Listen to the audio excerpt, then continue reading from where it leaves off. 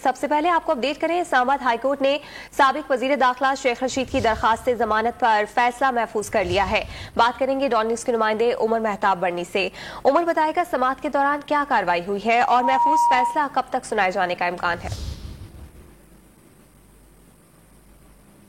उमर बर्नी से तफसीलात हासिल करेंगे। इस्लामाबाद हाई कोर्ट में साबिक वजीर दाखिला शेख रशीद की दरखास्त से जमानत पर समाअत हुई है और उस पर फैसला महफूज कर लिया गया है।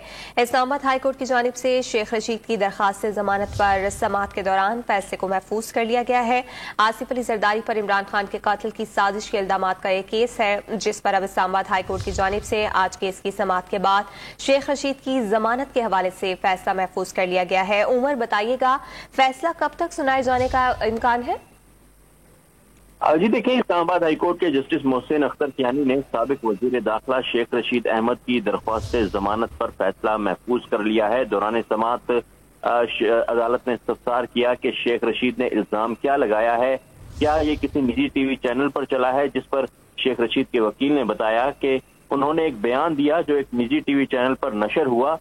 शेख रशीद के वकील बैरिस्टर सलमान अकरम राजा ने शेख रशीद के खिलाफ इल्जामात की तफसीलात अदालत को बताई और मौक़िफ़ अपनाया कि शवाहिद में ऐसा कुछ नहीं है कि बयान से पीटीआई और पीपल्स पार्टी के दरमियान कोई तसादुम हुआ हो। एडवोकेट जनरल इस्लामाबाद जहांगीर जदून ने दलाइल देते हुए मौक़िफ़ अपनाया कि शेख रशीद एक सीनियर सियासतदान है, उनकी गुफ्तगू पार्लिमानी होनी चाहिए।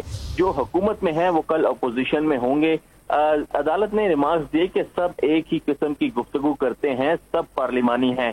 जहांगीर जदून ने मौक़िफ़ अपनाया कि शेख रशीद ने वजीर दाखिला और बिलावल भुट्टो को गालियां दी।